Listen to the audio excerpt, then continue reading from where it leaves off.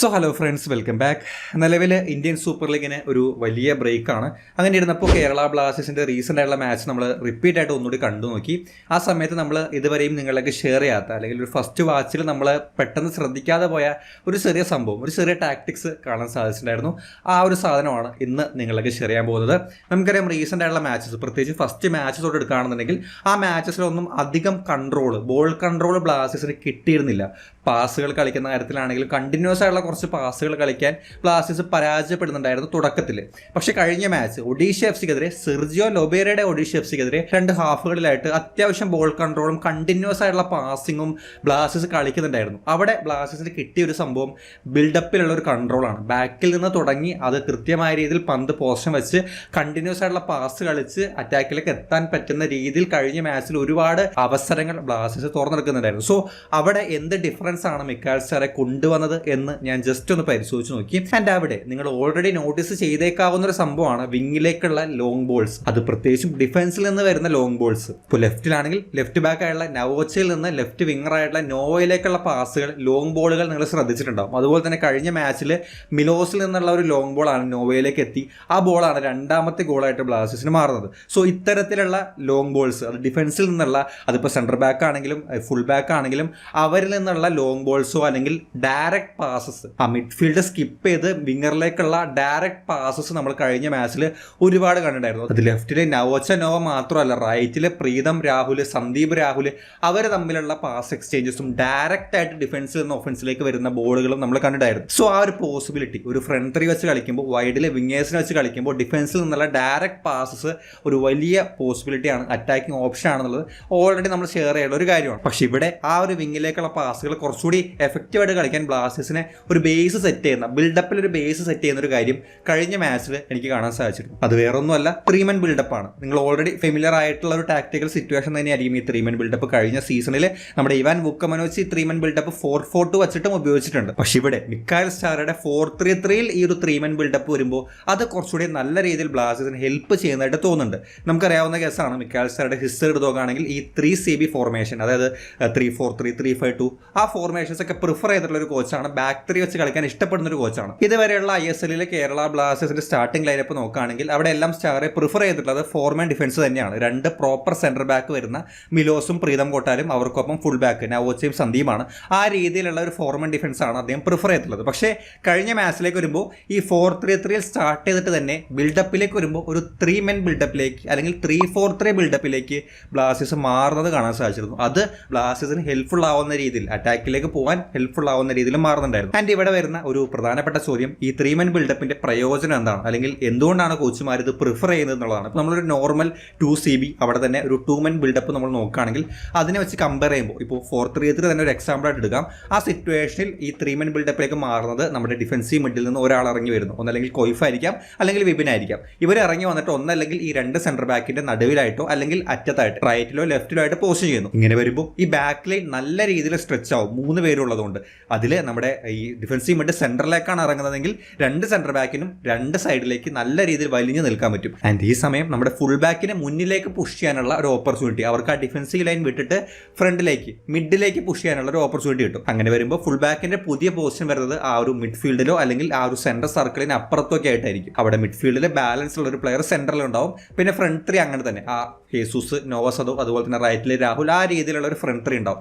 ഇവിടെ നമ്മൾ ഈ ഫോർമേഷൻ ജസ്റ്റ് ഒന്ന് നോക്കുകയാണെങ്കിൽ 3 ലെയറായിട്ട്, അതായത് ഡിഫൻസ്, മിഡ്, അതുപോലെ തന്നെ അറ്റാക്ക്, ഇങ്ങനെ 3 ലെയറായിട്ട് ഡിഫൻസിലും മിഡിലും അറ്റാക്കിലുമായിട്ട് ബ്ലാസ്റ്റേഴ്സിന് വൈഡിലുള്ള പ്ലേസ് നല്ല രീതിയിൽ ആ വിട്ട് യൂസ് ചെയ്യാൻ ബ്ലാസ്റ്റേഴ്സിന് സാധിക്കുന്നുണ്ട്. ഇനി ഇത് നമ്മൾ 2-man ബിൽഡപ്പിലേക്ക് നോക്കുകയാണെങ്കിൽ അവിടെ ഡിഫൻസീവ് ലൈൻ അത്ര സ്ട്രെച്ചഡ് അല്ലായിരിക്കും. ആ സെൻറ്റർ ബാക്കിന് ഒരുപാട് വൈഡിലേക്ക് പോകാൻ സാധിക്കില്ല. ആ സിറ്റുവേഷൻസിൽ ഫുൾ ബാക്ക് ഇറങ്ങി വരേണ്ടതിൻ്റെ ഒരു ആവശ്യം വരും. അവിടെ ഈ പറഞ്ഞ പോലെ ഒന്നല്ലെങ്കിൽ ഓഫൻസിലോ അല്ലെങ്കിൽ മിഡ്ഫീൽഡിലോ ആ വൈഡിലുള്ള പ്ലേയേഴ്സിൻ്റെ എണ്ണം കുറവായിരിക്കും. പക്ഷേ ഇവിടെ നേരെ തിരിച്ച് ആ 3 ലെയറിലും കൃത്യമായ രീതിയിൽ വൈഡിൽ പ്ലേയേഴ്സ് ഉണ്ടാവും.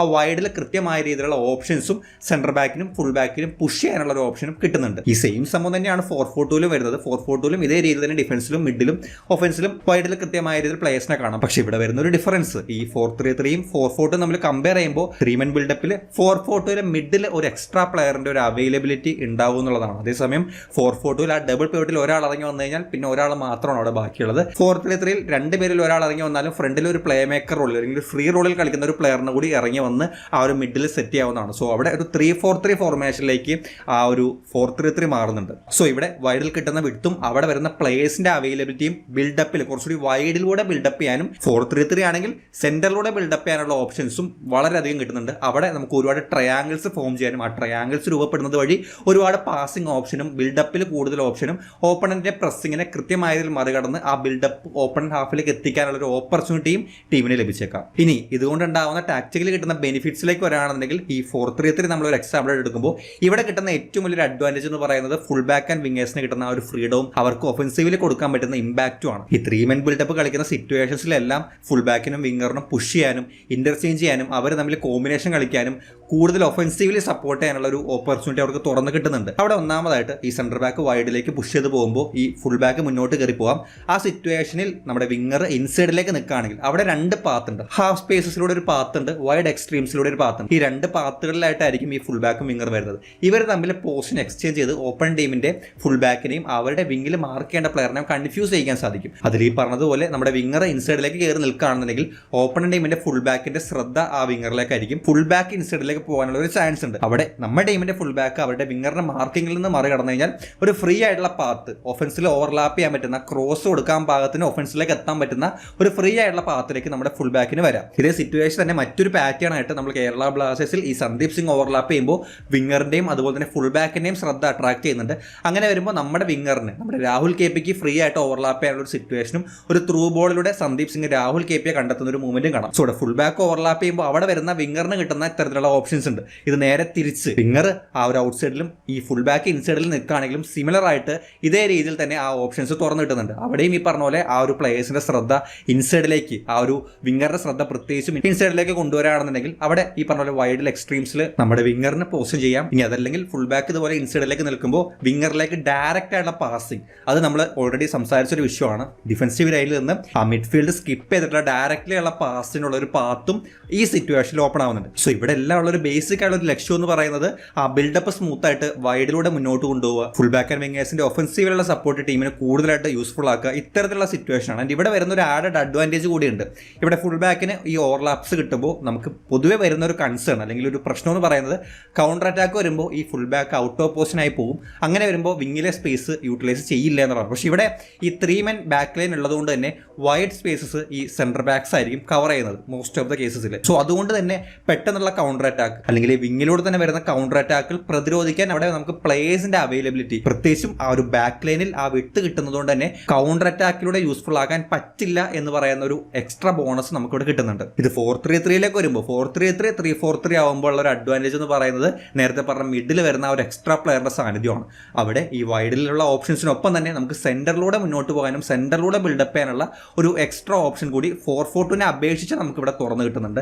അതും കേരള ബ്ലാസ്റ്റേഴ്സ് യൂട്ടിലൈസ് ചെയ്യുന്നുണ്ട്. കൊയ്ഫ് വിപിൻ വഴി മുന്നോട്ടേക്ക് പോകുന്ന മൂവ്മെന്റ്സ് നമ്മൾ കഴിഞ്ഞ മാച്ചിലും കണ്ടിട്ടുണ്ടായിരുന്നു. സോ ഈ ഒരു കൺട്രോൾ അല്ലെങ്കിൽ കഴിഞ്ഞ മാച്ചിൽ കുറച്ചധികം പാസിംഗ് മൂവ്മെന്റ്സും ബിൽഡപ്പ് കുറച്ചുകൂടി ബ്ലാസ്റ്റേഴ്സിന് ഹോൾഡ് കിട്ടാനും ഓപ്പണന്റിന്റെ ഹൈ പ്രസിംഗിൽ അധികം വീഴാതിരിക്കാനൊക്കെ ബ്ലാസ്റ്റേഴ്സിനെ ഹെൽപ്പ് ചെയ്തത് ഈ 3 men ബിൽഡപ്പ് കൂടിയാണെന്നുള്ളത് എനിക്ക് മാച്ച് കണ്ടപ്പോൾ മനസ്സിലാക്കാൻ പറ്റിയൊരു കാര്യമാണ്. അവിടെ നമ്മുടെ ഫുൾ ബാക്ക് ആൻഡ് വിംഗറിന് കിട്ടുന്ന കുറച്ചുകൂടി ഒഫൻസീവ് ഫ്രീഡം ആദ്യ മാച്ചുകളിൽ അധികം കാണാതിരുന്ന ആ ഒഫൻസീവ് ഫ്രീഡം കിട്ടുന്നുണ്ട്. അതേസമയം ഡിഫൻസീവ് ടീമിനെ മോശമായിട്ട് ബാധിക്കുന്നില്ല എന്നുള്ളതും ഇവിടെ ഒരു അഡ്വാൻറ്റേജ് ആയിട്ട് വരുന്ന കാര്യം കൂടിയാണ്. സോ ഒരു മാച്ച് റിപ്പീറ്റ് ആയിട്ട് കണ്ടപ്പോൾ നമ്മൾ ശ്രദ്ധിച്ച ഒരു കാര്യം, നമ്മൾ ഈ ചാനലിൽ ഈ ഒരു സീസണിൽ ഇതുവരെയും ഷെയർ ചെയ്യാത്തൊരു കാര്യമായതുകൊണ്ട് നമ്മൾ അതിനെപ്പറ്റി സംസാരിച്ചതാണ്. എന്തായാലും ഈ ഒരു മൂവ്മെന്റ്സിനെ പറ്റിയുള്ള നിങ്ങളുടെ അഭിപ്രായങ്ങൾ കമന്റ് ബോക്സിൽ ഷെയർ ശ്രമിക്കാം. നമുക്ക് എന്തായാലും മറ്റൊരു കാണാം.